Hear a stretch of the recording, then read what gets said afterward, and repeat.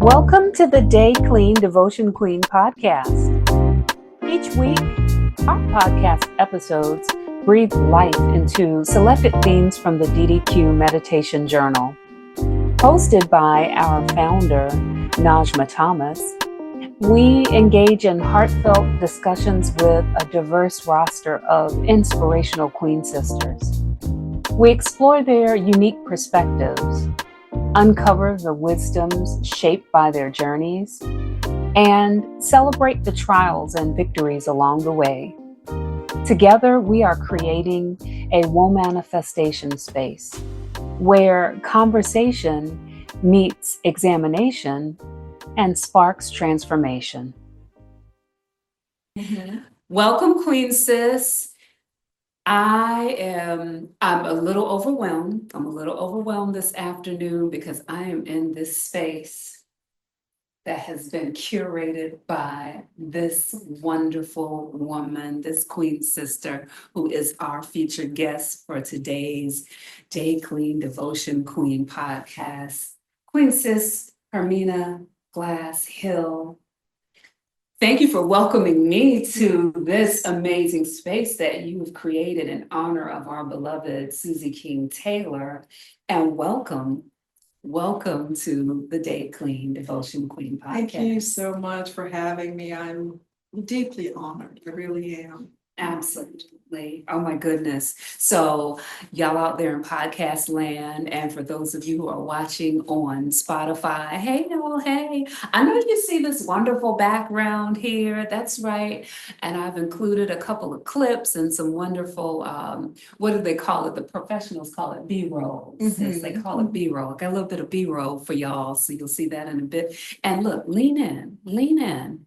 That's right. This is Susie King Taylor week. This goddess, this queen sis gifted this to me when she came to visit St. Helena. It is a treasured area now. And you can get yours when you come on down here to Hinesville to the Susie King Taylor. You wear it so well. It Thank looks so you. beautiful on you. Yeah, I treasure it. Thank you. Yeah. So who are we talking with today? Y'all, I want to just take a moment to introduce our incredible featured guest. Like I said, Hermina Glass-Hill, a writer, a historian, a preservationist, and sustainability advocate. She's worked for more than 2 decades on environmental justice and human rights. She is the founder and director of the Susie King Taylor Women's Institute and Ecological Center right here in beautiful, and I dare say this is my first time in Hinesville, Midway, Georgia. Yes. And she moved here in 2018 from Atlanta to anchor her work in Susie King Taylor's birthplace. We are in the birthplace of a giant in our nation's history. Now, this giant in our nation's history as well, Hermina Glass-Hill earned a Bachelor of Arts in History with a minor in African American Studies from the Spelman College and a Master of Arts in Heritage Conservation and Heritage Preservation from Georgia State University. Y'all know we only bring the heavyweights to the building for the DDQ podcast. Queen Sis Hermina is widely recognized as the foremost and preeminent scholar in the United States on Susie King Taylor, the Civil War nurse and memoirist. She began her research into Taylor's life in 2009 while working as associate director at Kennesaw State University, the Center for the Study on the Civil War Era. And in 2019, Sister Hermina said, wait a minute, I need to be recognized. Well, somebody said, wait a minute, the work of this Queen Sis needs to be recognized, right? And they did. The Governor's Award, Georgia's Governor Award for Arts and Humanities for her work in preserving African American and Gullah Geechee history and culture. And now this is my piece. I added this to the bio, y'all. I'm ad-libbing here, but I mean it.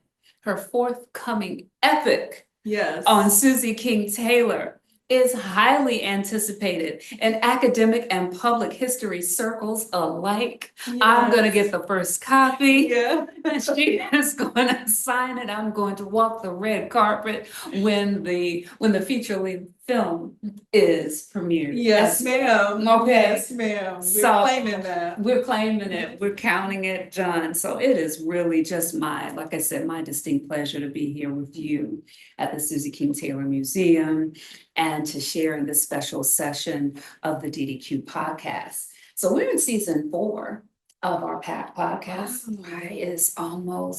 It's almost my favorite time of the year. And our theme is celebrations. That's our theme. We're celebrating. So first of all, I'm celebrating because I'm here with you in this wonderful space. Me too. Okay. And the theme is all about celebrating individual and collective milestones, Yes. amplifying Black joy as resistance, and leaning all the way in to our ancestral and traditional holiday rituals in this season. This is it, Yes. y'all. We kicking back. Yes. So I ask all of the featured guests same question, sis. And I'm going to ask you the same thing.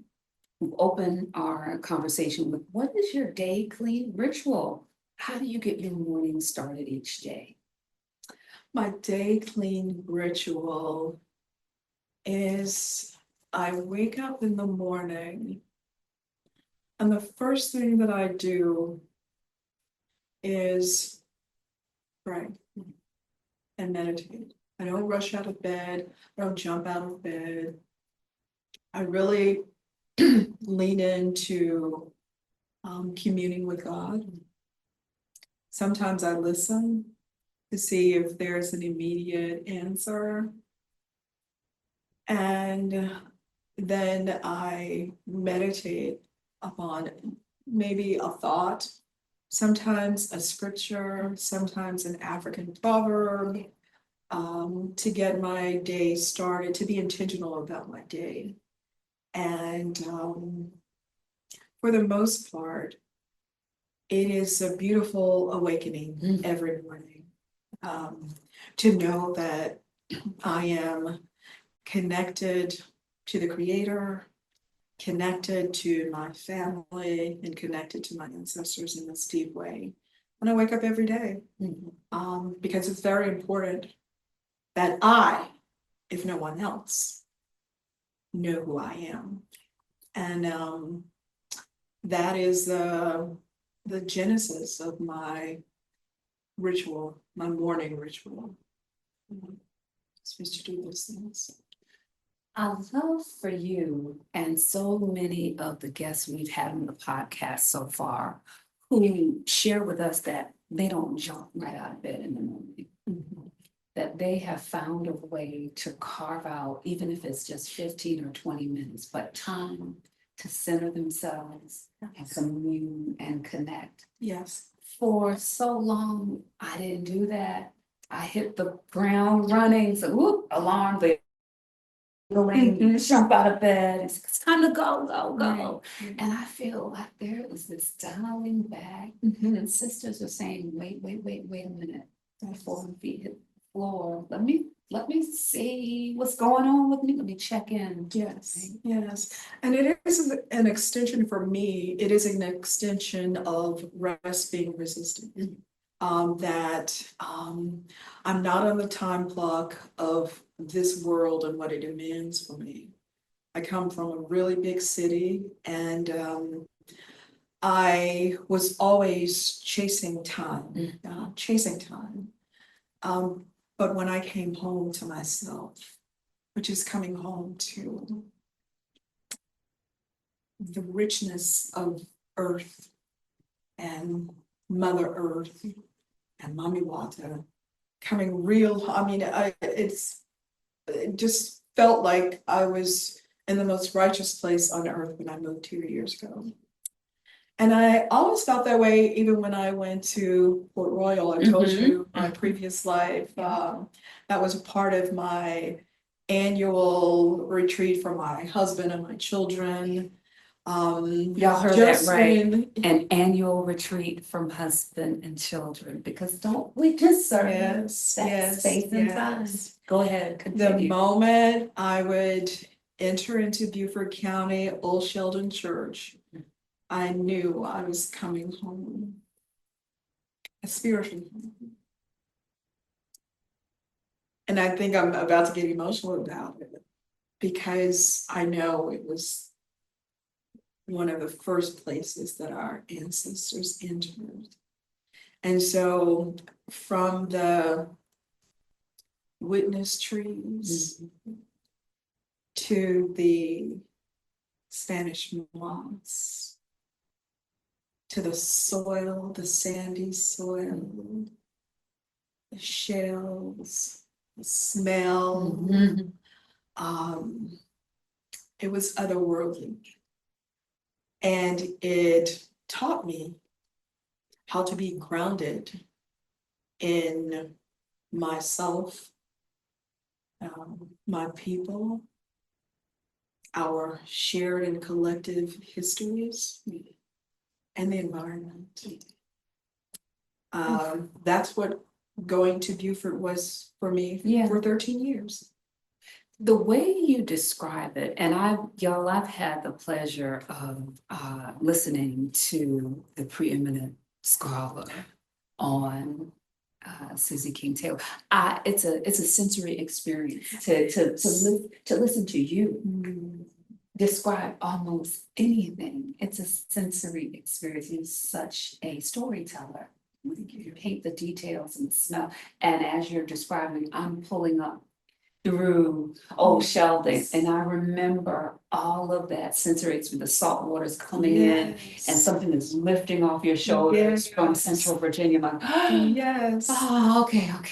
Mhm. All right. Right. Getting chilly bumps, all right. Right. Okay, wonderful. Thank you for sharing that with us.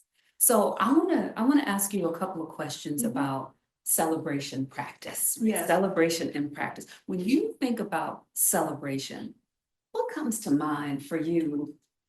Oh, what comes to mind for me is just joy and laughter. Joy, laughter, and connection. Connection to everything that's around me, people, family, ancestors. Celebration is about expressing that joy. And I didn't always feel this way. I did not always feel this way. Oh, I find that hard to believe I- because you are such a joyful person. When I got out the car, every time I see you, every time you greet me, it's like with a container of authentic joy. It Yes. is hard to believe you were Yes. always that way. Yeah, as I said, being a wife and a mother at a very young age, those responsibilities, not really knowing who I was and what my purpose in life was until later in life. I had a child very early, and I was not married. I was attending Spelman College, first in my family to attend college, and that was a weight. Going to college because everybody's looking at you like, what is she gonna do? Is she gonna make it? Is she not gonna make it? And I began to fulfill this self-defeating story that I was telling myself. And then when I got pregnant in college and, a historically Black college, the college for women, Black women. Oh my God, Yes. the stigma. Yeah, and I didn't know who I was. I was 20 years old. I didn't know. The stigma and the stereotypes and fighting those things, and then having to raise this beautiful kid who's calling on me to nurse her and to take care of her and to mother her and to protect her and all of those things at the same time where I'm learning who I am and not completely knowing who I am at the time.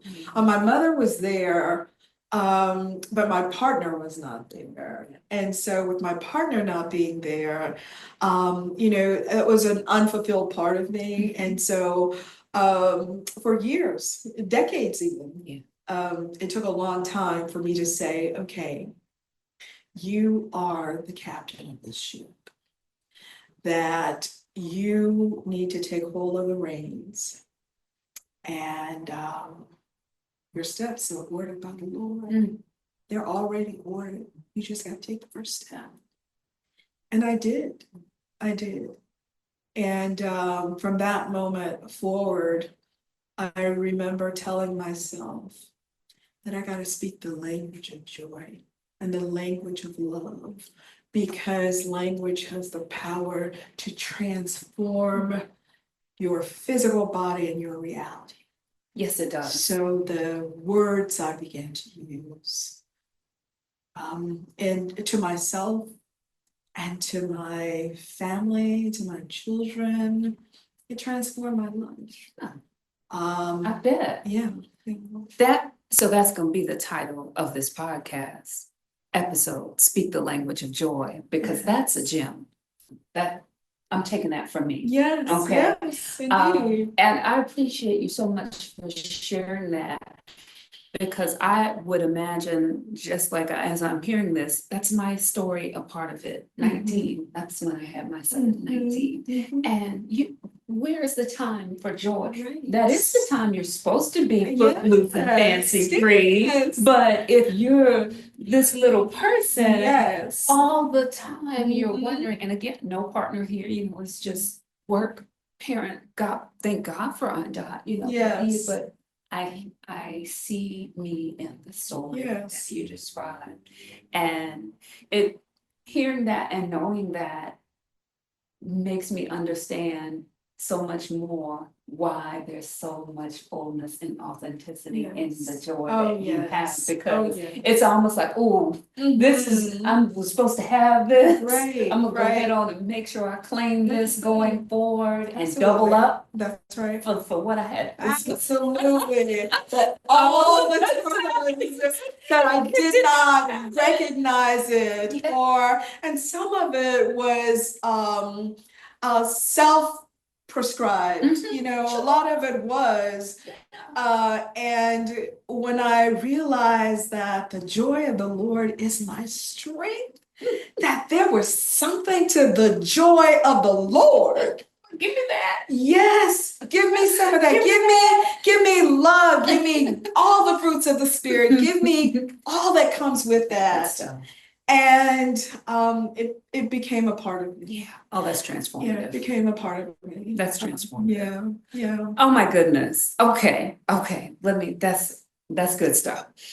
Let me ask you about rituals and holidays and ancestors, because you embody sort of the bringing in of the ancestors. This is one thing to preserve a historical record, okay, and to present it and to retell it. Our good sis, Susie King Taylor. So I want to, are there particular holidays or rituals or ancestral practices that you cherish most in this season or any other? Tell me about those. Holidays are extremely important to me because it's a gathering of the family, and it's the telling of the stories.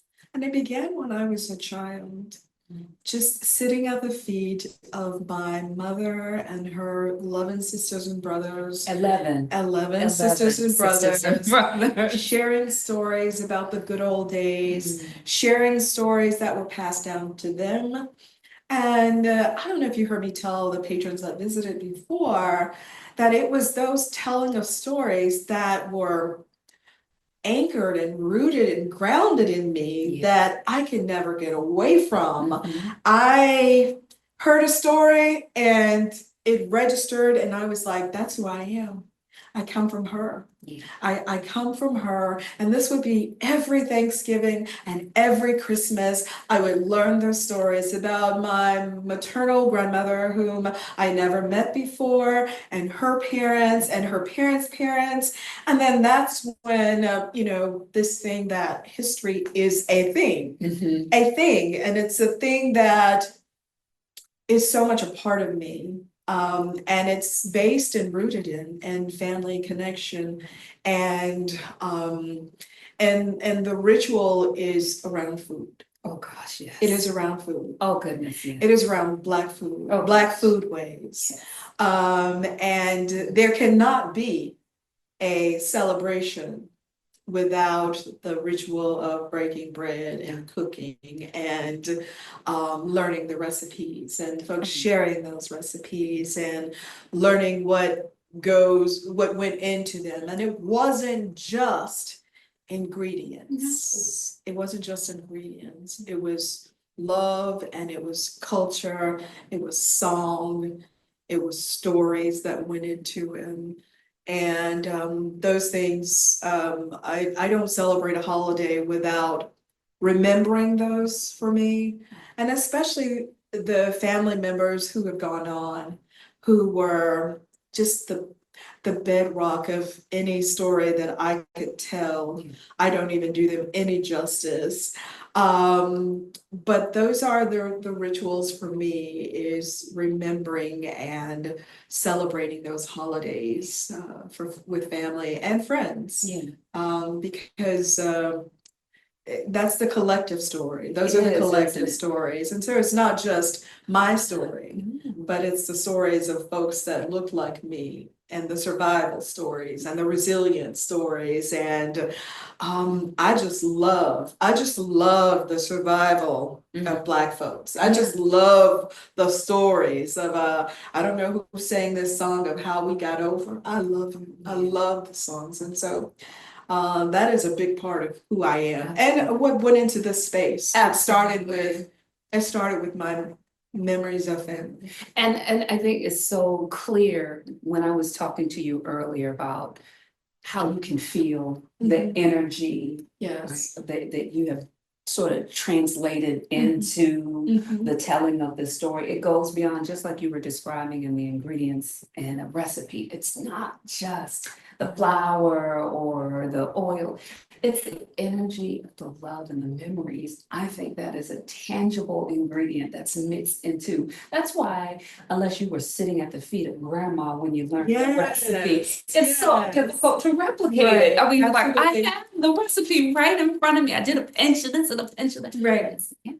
It is. And you think it's around those holiday gatherings. Yes. And what is a holiday gathering without food somewhere where I'm not gonna be? Yes, That's what that is.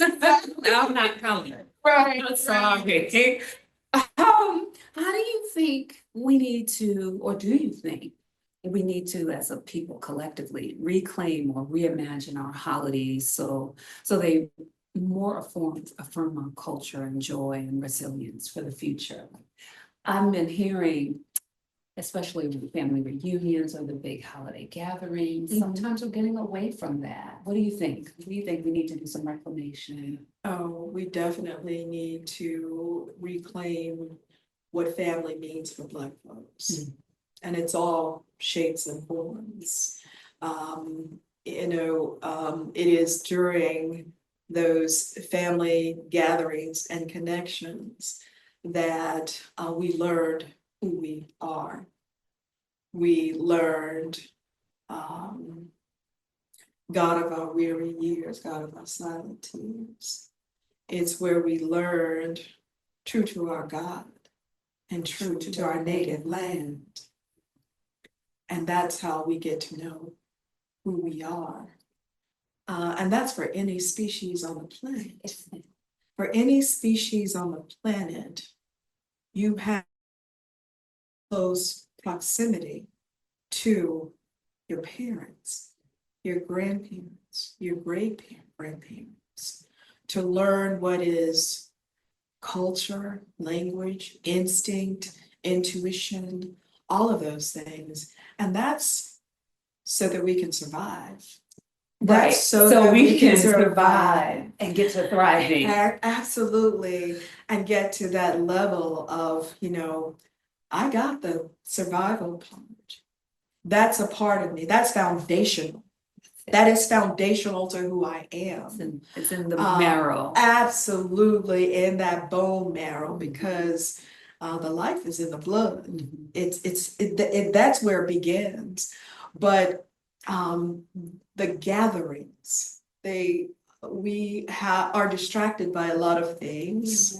But when it comes down to it, what are those things that are most important for survival and thriving and joy and transmitting this to the next generation? How do we get it to the next generation?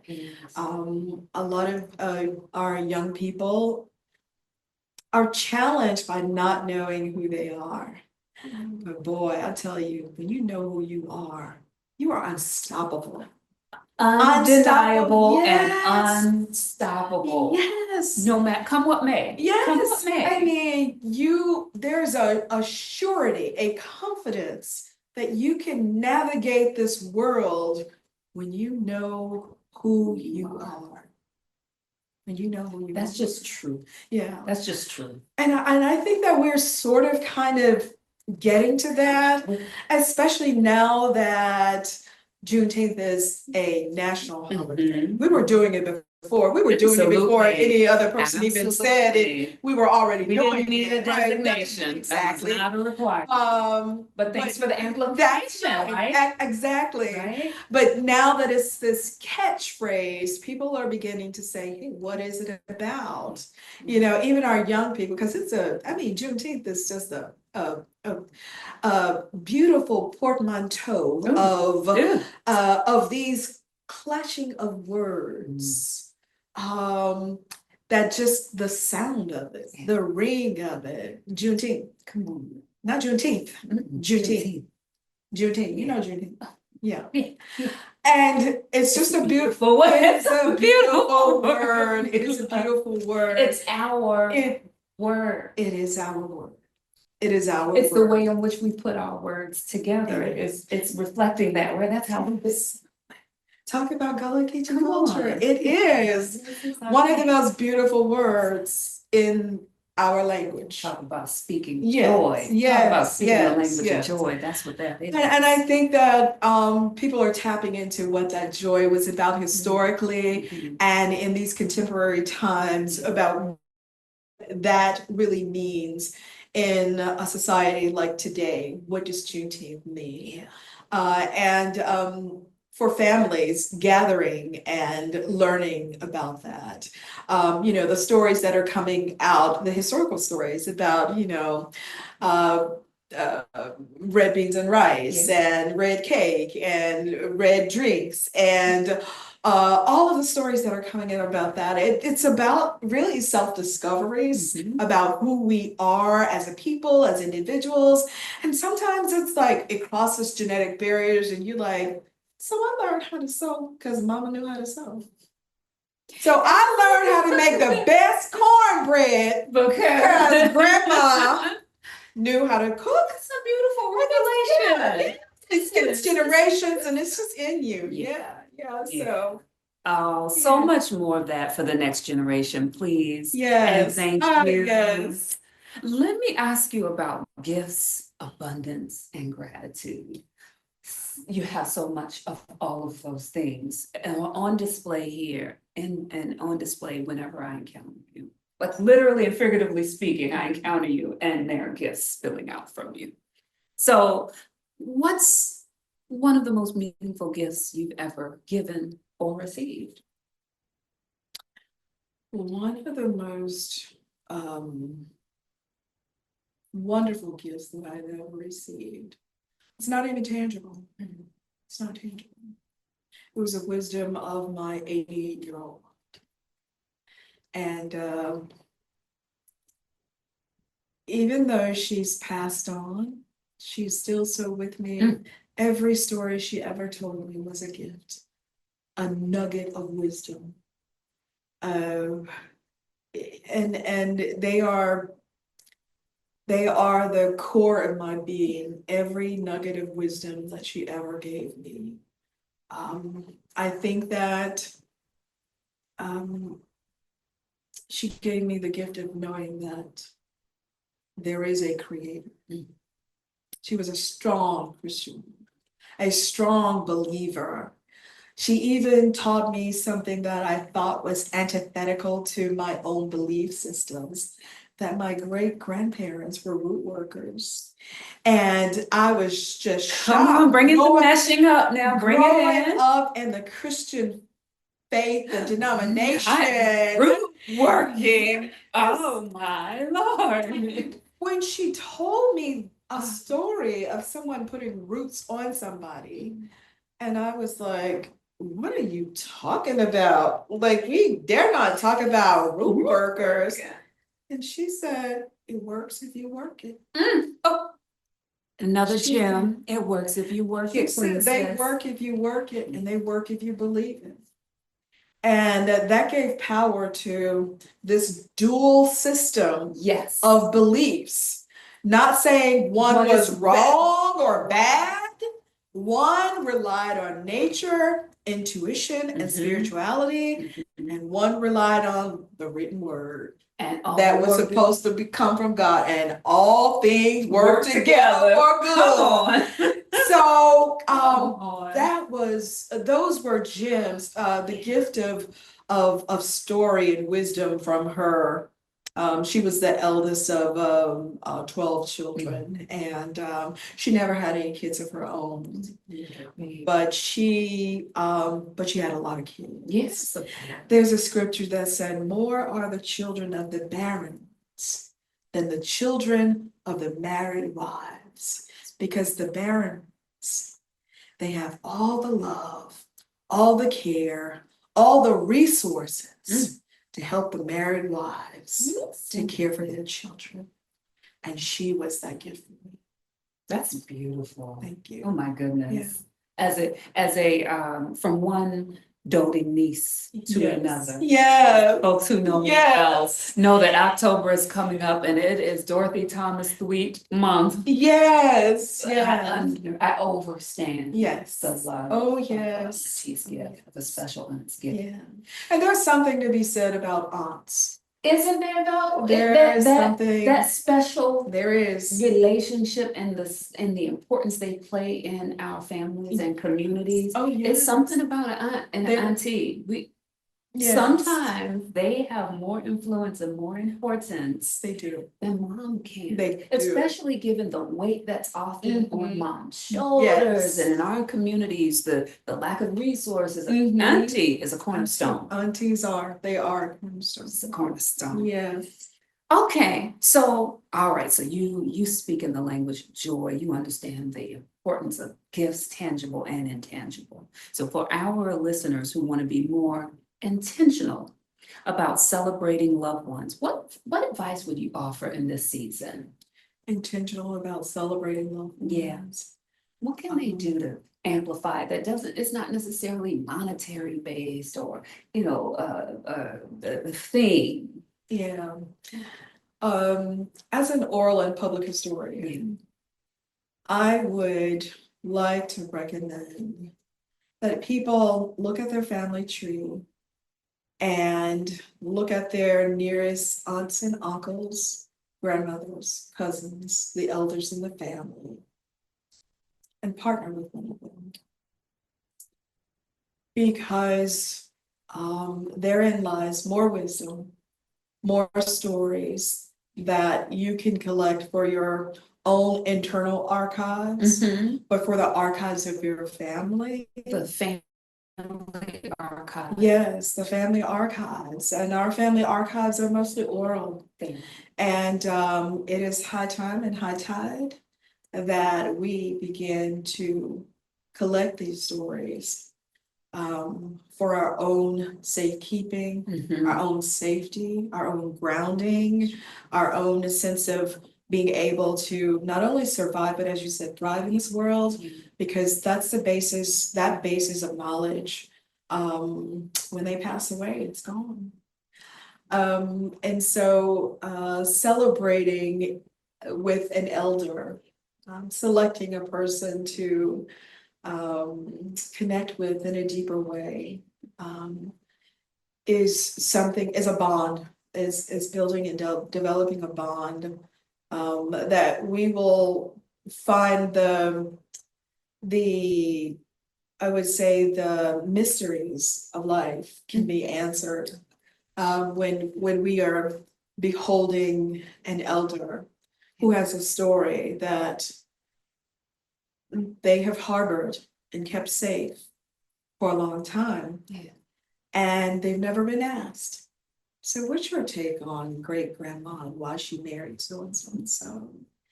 Dish. And you know, so how did we come to live here? And that's adding to that, you know, self-discovery and self-confidence and knowledge that keeps us grounded, helps us to be grounded. And that would be my recommendation to families because the basis of what I do is collect stories and stories from artifacts and people. Yeah. And it's such a treasure. And with recording devices as you you have can. here, which I just absolutely love that you do this. It's such a gem for our families, our collective families, individuals. Because I've heard through the stories that I've learned, heard through your podcast, gems of information and womanisms and just wonderful gifts that have been shared Yeah. through the podcast. But it's important, and it's important that we tell these stories. Come on now with controlling our Yes. narrative, with our story. Right, His story is what? That's His right, story. that's right. And so, right, it's our story. Yeah. And nobody can tell it the way we tell it. And I think that the reason why I go deep in telling Susie's story is because of my own stories, the stories that are generational and deep, and then that are um,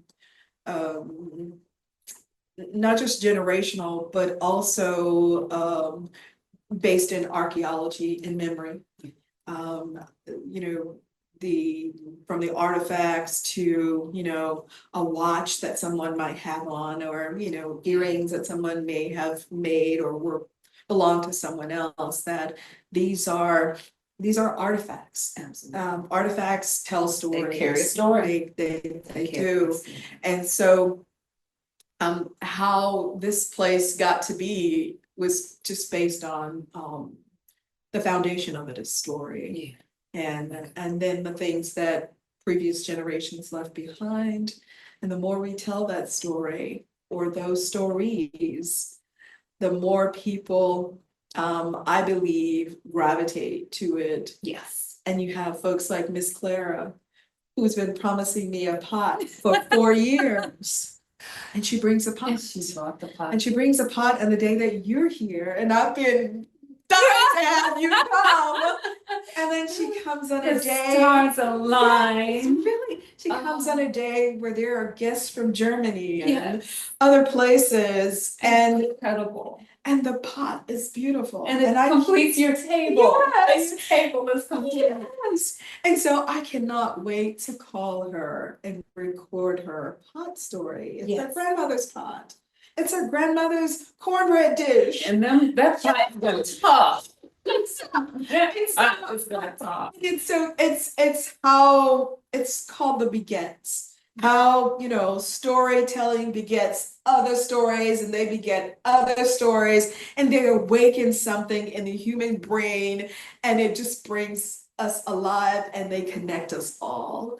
Yeah. And so that's how this place, you know, really came to be, in honoring my grandparents and my great grandparents and those that I didn't know on my mother's side, as well as my father's side, whom I don't know a lot about, but I know stories of them. Yeah. And I do have a sixth sense, and my mother used to say, and here it's antithetical to Christianity that I was raised in. My mother would say, Nina, you have a sixth sense. And I would be like, Mama, that is not from the Bible.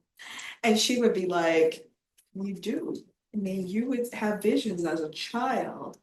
And I was born with these holes in the top of my ears, these oracles, what people would say, you know, you have an acclamation to the spirit world. And so it is from those kinds of stories to wives' tales to accepting that there is something spiritual and otherworldly Absolutely. about it. And just Multiple planes. absolutely, and just embracing that those are possibilities even in my world that I live in. And so yeah. That's a beautiful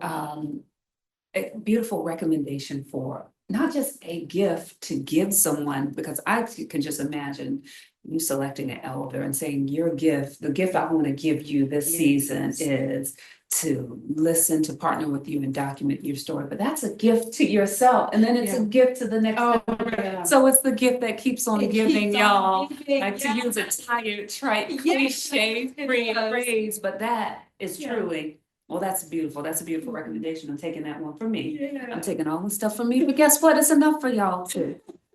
We're gonna wrap up here. This has just been such an amazing, gratifying conversation with you. But let's look ahead. Looking ahead, if you could offer our listeners just one celebration practice, one joy practice to carry into this season, what would it be? To carry into this season of family and connecting and joy and happiness is to embrace rest. Oh, It's gosh. so underrated. Oh, say it for the It's so people in the underrated. Menezzine area. And for me, embrace Rest rest. is so underrated because we live in this society where you gotta hustle, you gotta keep going, you gotta keep doing, but rest is restorative. It's how you restore your spirit, mind, and body so that you can be of use to yourself, your family, your community. It's underrated. People are, oh, let's be in there, oh, let's go. Yet find some time to rest. And in the beginning, it's going to be really difficult because your body has been conditioned to go. Yes. To go. And so here at the Susie King Taylor Gullah Geechee Museum, typically what we do is when we have guests, and I'm so sorry to do it today, is we offer a cup of sassafras tea. Ooh, To just sit and sip tea. Susie, that was talked her about drink. that was That was her and her grandma's sassafras tea. We just sit and sip tea. You can talk or you can not talk. Yeah. Well, I had a period of rest when I came in. I did. I was like, downloaded calmly and like embraced what I was seeing. And for the first time in a long time, took my time in a museum because I wasn't with a class of students. Good. Wasn't with anybody. I was lecturing. I wasn't proctoring. I wasn't doing any of those things. I was just enjoying the time. Good. It was a very peaceful and wonderful. So but I will be getting my sassafras tea. Awesome. I love that. Such a beautiful recommendation to go into the season with. Enjoy a glass of a cup of tea and rest with it. And rest your nerves, Queen Yes. Sis. Rest your nerves. Yes, get you some mullein tea Come or some sassafras tea and some Life Everlasting. Life Everlasting. Mix that all up. Yes. And I got watermelon tea. Oh. And so just embrace those few seconds before you get back out into this world that's a cogwheel. Oh my gosh. And trying to grind us out. Yes. We won't let it. Right. But rest is a gift, a restorative gift. And I would encourage, especially women. Yes. Please find 5 minutes to just rest. Sometimes I used to do it in my car. When I got home from work, I would sit in my car and I'd turn on Marvin Gaye and Aretha Franklin and I listen to everything that I know I ain't gonna be listening to in the house because I ain't gonna have no time to be doing none of that. Right. And I got butts to wipe and dishes and cooking and washing and cleaning. Exactly. So I would sit in my car and I would relish in Sweet Honey in the Rock. And I would just sit there for about 5 or 10 minutes and it's all I needed just to get on in there and do what a Do mama the has to thing. do. Come on.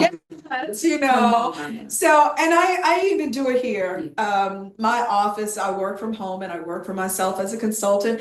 And so, sometimes I come here. Yeah. This is a very small place And and very quiet peaceful. and peaceful. And inspirational. Oh, good, Come on, good. yes, Yeah. no, but y'all gotta Yes. come out here. And speaking of which, as we close this remarkable conversation with a preeminent scholar of Susie King Taylor. Oh, you're too nice. That's right. Mama. Come on.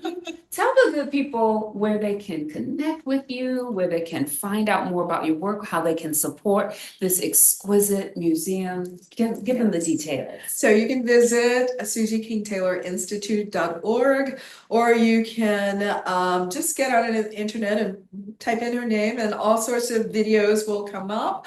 And we look forward to connecting with you in any kind of way. You can email me, you can text me, my number's on the website as well. And that's how you can connect with us. And I'm gonna drop the details in the episode notes, so you can just scroll right on down and you'll see the links to all of the good stuff. And you know how I close out every session. If you enjoyed this podcast, if something touched your heart, and I know it did, Queen Sis, share. Sharing is caring. Don't keep all this good stuff to yourself. Yes. And thank you again, Queen Sis, for just blessing us with the invite and sharing all these wonderful gems and sharing your joy with us. Language of joy was heard loud and clear here today. And until we get back together the next time, DDQ podcast audience, thank you so much for tuning in again. We hope that the remainder of your week is everything it needs to be, that this season of celebration is also a season of rest and restoration for you. And we will see you again next week. Bye-bye.